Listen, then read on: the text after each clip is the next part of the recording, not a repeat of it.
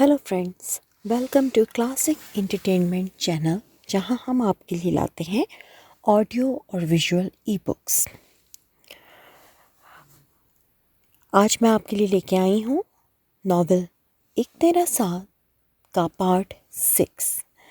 इससे पहले हम आगे बढ़ें, अगर आपने अभी तक हमारे चैनल को सब्सक्राइब नहीं किया है तो प्लीज़ जल्दी से चैनल को सब्सक्राइब कर लीजिए।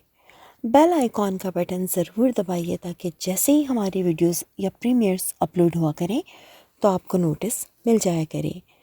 इसके अलावा ये सारी मेहनत हम इसलिए कर रहे हैं कि जो लोग उर्दू पढ़ नहीं सकते लेकिन उर्दू नॉवेल्स, उर्दू अदब को पसंद करते हैं, या जो बुज़ुर्ग हज़रात या अगर किसी के साथ कोई डिसेबिलिटी है वो नहीं पढ़ सकते, तो वो हमारी ऑडियो बुक से लुत्फ़ अंदोज़ हो सकें। तो अगर आप चाहते हैं इसी तरह से हम अपनी तमाम नॉवेल्स आपके लिए ऑडियो में लाते रहें तो प्लीज़ हमारे चैनल को लाइक, सब्सक्राइब, हमारे वीडियोस को लाइक कीजिए और चैनल को सब्सक्राइब ज़रूर कीजिए। फिर क्या ख्याल है, शुरू किया जाए एक तेरा साथ पार्ट 6, तहरीर सीबा शाहिद। दानियाल गर्देसी का गुस्से से बुरा हाल था।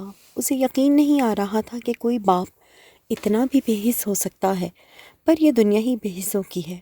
हम जिन्हें अपना समझकर मान करते हैं वही हमें सर के बल गिराते हैं। रिश्ता वो नहीं जिसे वक्त या ज़माना क्या कहेगा कि कमज़ोर सोच किरदालूद कर दे, बल्कि रिश्ता तो वो होता है जो हर सर्द व गर्म में आपकी ढाल बनकर बना रहे। वो अपने खौलते हुए दिमाग को पुरसुकून करने की कोशिश कर रहा था जब उसकी नज़र डगमगाती हुई दिलनशीं पर पड़ी। वो बला की तेज़ी से गाड़ी से उतरकर उसकी सिमत भागा।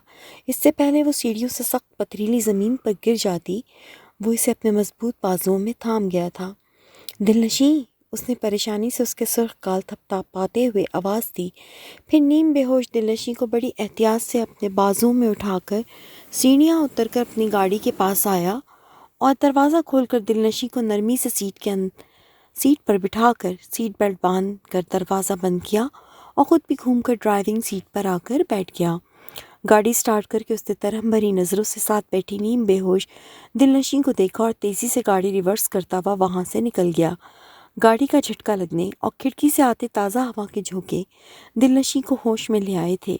उसने आंखें मूंदे सीट पर सर टिकाते हुए गहरा सांस भरा था, जैसे ताज़ा हवा अपने अंदर लेना चाहती हो।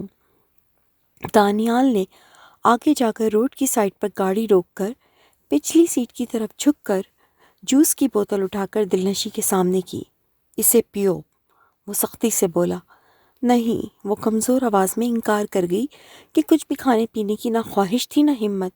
इसे पियो दिल, वो दोबारा बोला। नहीं, मुझे मजबूर मत करें, उल्टी हो जाएगी।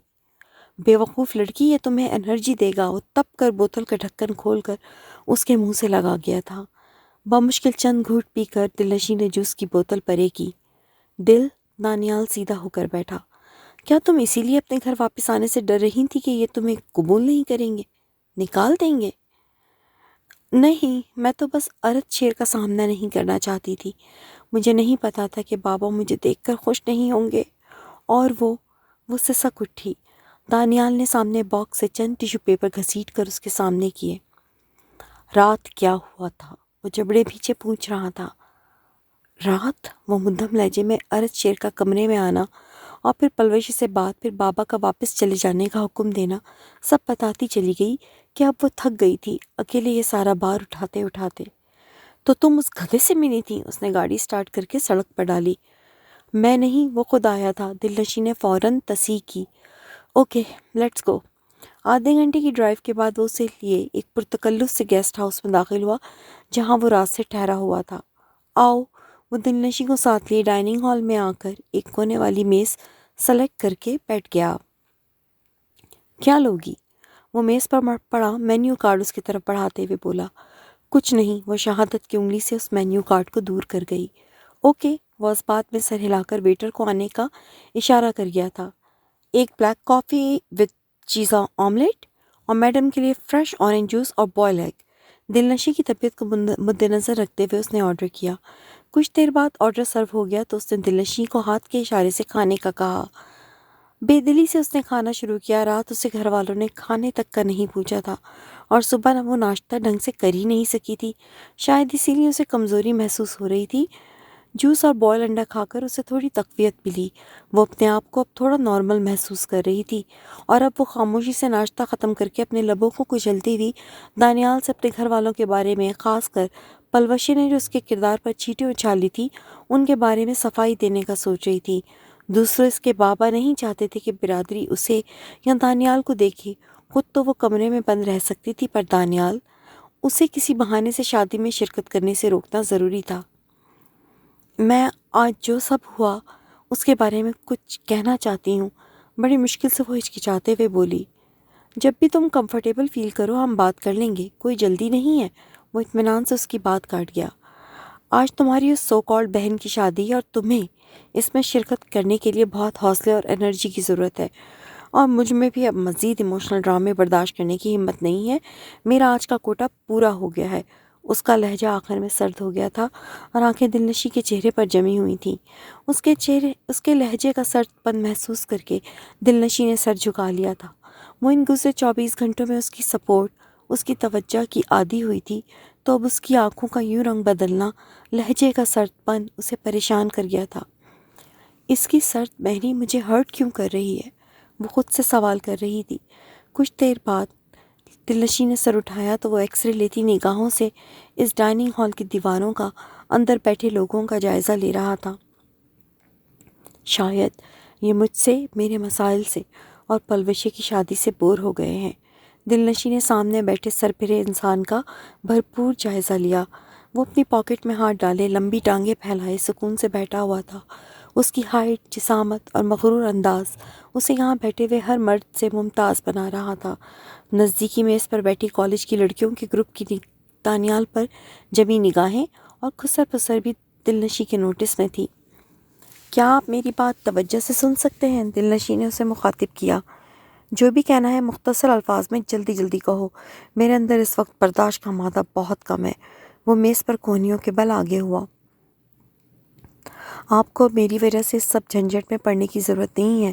جھنجھٹ؟ اس نے ابرو جھکا کر پوچھا۔ میرا مطلب آپ کو شادی میں شرکت کرنا، سب سے ملنا، یہ سب کرنے کی ضرورت نہیں ہے۔ میں سب مینیج کر لوں گی۔ ویسے بھی بابا کو تو میرے ہی آپ کے ہونے نہ ہونے سے کوئی فرق نہیں پڑتا۔ تو میں سوچ رہی تھی، وہ بولتے بولتے نظریں اٹھا کر دانیال کو دیکھا جو بنا کچھ کہے سیدھا اس کی آنکھوں میں ہی جھانک رہا تھا۔ میں سوچ رہی تھی کہ آپ اپنے گھر چلے جائیں، شادی رہنے دیں، وہ اب اتنی اہم نہیں ہے۔ آپ نے بتایا تھا نا کہ آپ کے ڈیڈ کی طبیعت ٹھیک نہیں ہے، تو میں سب کو کہہ دوں گی آپ ان کی طبیعت کی وجہ سے جلدی میں ایبٹ آباد چلے گئے۔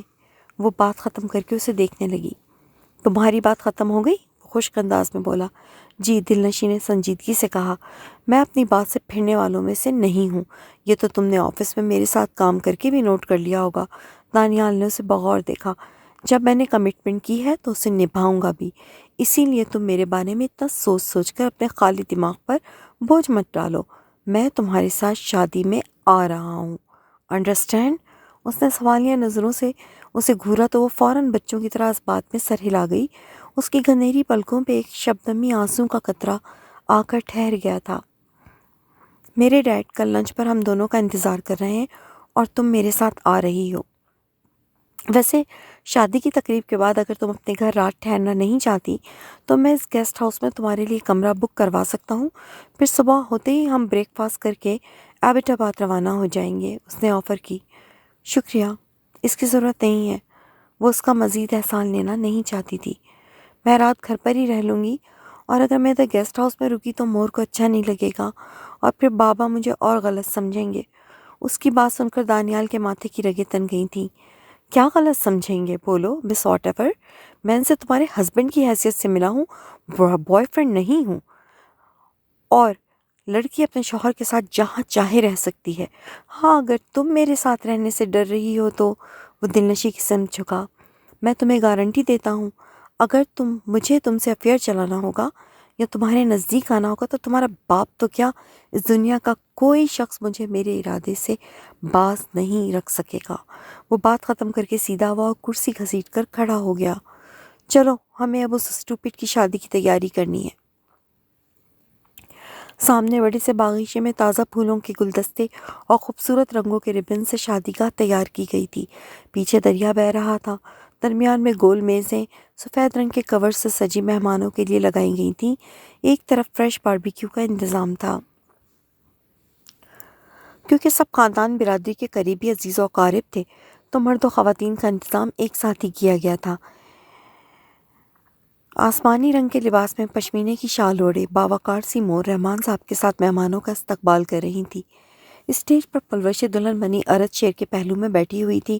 گاڑی سے اپنا بھارا لباس سنبھال کر اترتے ہوئے دلنشین نے اپنی مور اور بابا کو مہمانوں کا استقبال کرتے دیکھ لیا تھا۔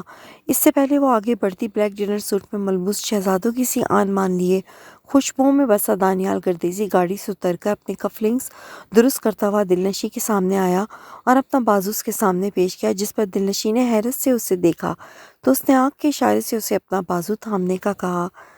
مہندی چوڑیوں سے سجا نازک سا ہاتھ دانیال کے مضبوط بازو پر گرفت کر چکا تھا۔ وہ طمانینت سے مسکرایا اور آگے بڑھ گیا۔ اندر رنگوں کی بہار اتری ہوئی تھی، فضا میں قہقہے بکھرے ہوئے تھے، زرق برق لباسوں کی سرسراہٹ، بچوں کی ہنسی کی آوازیں، اوپر سے ہلکا ہلکا میوزک ماحول کو سحر انگیز بنائے ہوئے تھا۔ دلنشین کو دانیال نے زبردستی شاپنگ کروا کے پارلر سے تیار کروایا تھا۔ سرخ اور فون رنگت کی پیروں تک آتی ہم رنگ کام والی بھاری میکسی میں اسٹائل سے دوپٹہ سر پر سیٹ کیے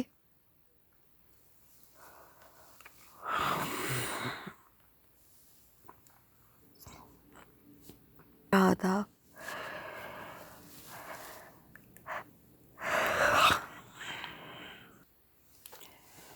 اوکے فرینڈز، آج کے لیے بس اتنا ہی۔ میری پوری کوشش ہوگی کہ کل اس کی 2 ویڈیوز اپلوڈ کرنا شروع کر دیں کل سے، تاکہ 2 سے 3 دن میں اس کو پورا ختم کر دیا جائے۔ لیکن اس کے لیے آپ کا ایکٹیو ہونا بہت ضروری ہے۔ کمنٹس میں اپنی موجودگی کا احساس دلائیے اور اپنے فرینڈس کو بھی چینل پہ انوائٹ کیجیے۔ اگر آپ نے ابھی تک ویڈیو کو لائک نہیں کیا ہے تو جلدی سے لائک دبائیے، کمنٹ کیجیے، ویڈیو کو اپنے فرینڈس کے ساتھ شیئر کیجیے، چینل کو سبسکرائب کرنا مت بھولیے گا۔ Thank you for watching. ملیں گے جلد۔ اللہ حافظ۔